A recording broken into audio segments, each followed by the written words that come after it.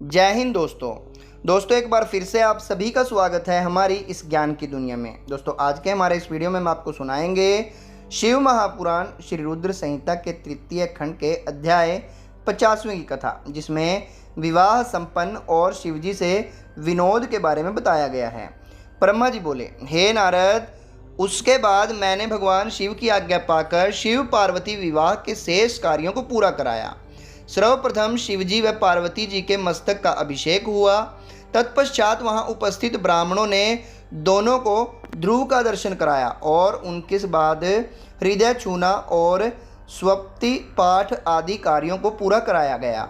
यह सब कार्य पूरे होने के बाद भगवान शिव ने देवी पार्वती की मांग में सौभाग्य और सुहाग की निशानी माने जाने वाले सिंदूर को भरा। मांग में सिंदूर भरते ही देवी पार्वती का रूप लाखों कमल दलों के समान खिल उठा। उनकी शोभा देखते ही बनती थी। सिंदूर से उनके सौंदर्य में अभिवृद्धि हो गई थी। उसके पश्चात शिव पार्वती को एक साथ एक सुयोग्य आसन पर बिठाया गया और वहां उन्होंने अन्नप्राशन किया।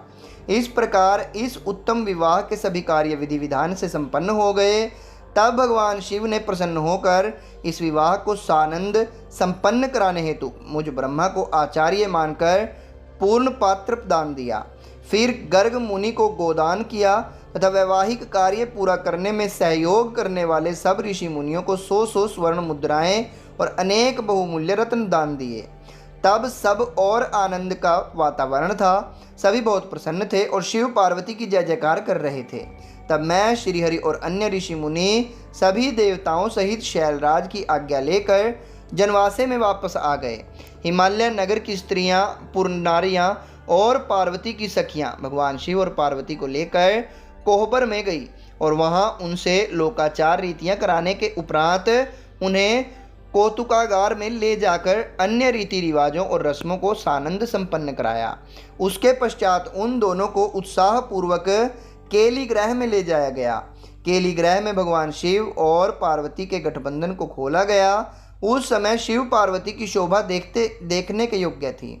उस समय उनकी अनुपम मनोहारी छवि देखने के लिए सरस्वती, लक्ष्मी, सावित्री, गंगा, अदिति, सची, लोपामुद्रा, अरुंधति, आहिल्या, तुलसी, स्वाहा, रोहिणी, पृथ्वी, संध्या, शतरूपा तथा रति नाम की 16 दिव्य देवांगनाएं, देव कन्याएं, नाग कन्याएं और मुनि कन्याएं वहां पधारी और भगवान शिव से हास्य विनोद करने लगी।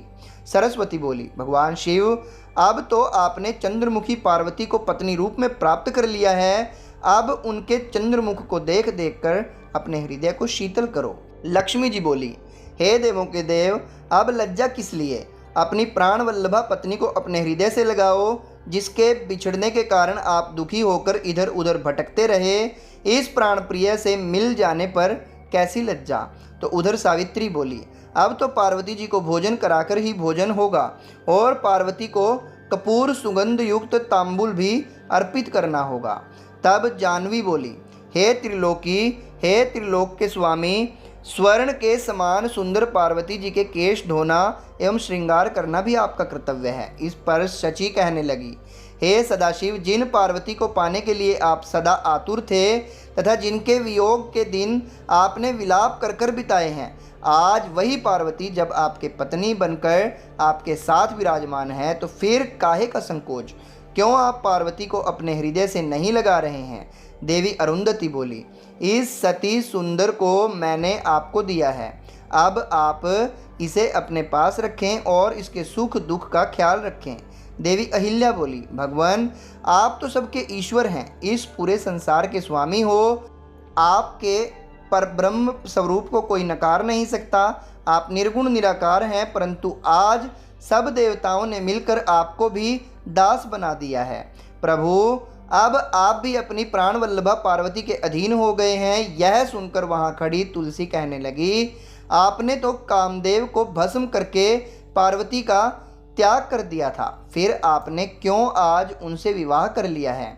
इस प्रकार उन देवताओं की हंसी मजाक चल रहा था और वे भगवान शिव से ऐसी ही बातें करके बीच बीच में जोर जोर से हंसती तो सभी खिलखिला कर रह जाती। इस पर स्वाहा ने कहा, हे सदाशिव, इस प्रकार हम सबकी हंसी ठिठोली सुनकर क्रोधित मत हो जाइएगा। विवाह के समय तो कन्याएं व स्त्रियां ऐसी ही हंसी मजाक करती हैं।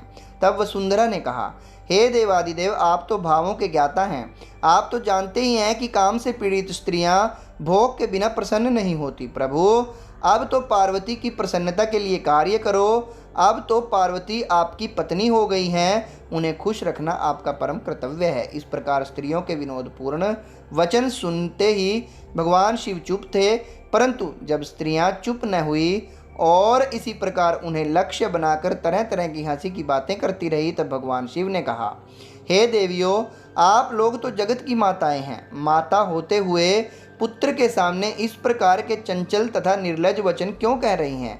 तब भगवान शिव के ये वचन सुनकर सभी स्त्रियां शर्मा कर वहां से भाग गई। दोस्तों, यहाँ पर समाप्त होता है 50वां अध्याय। कल फिर मिलेंगे आपको 51वें अध्याय के साथ। तब तक के लिए जय हिंद, जय भारत।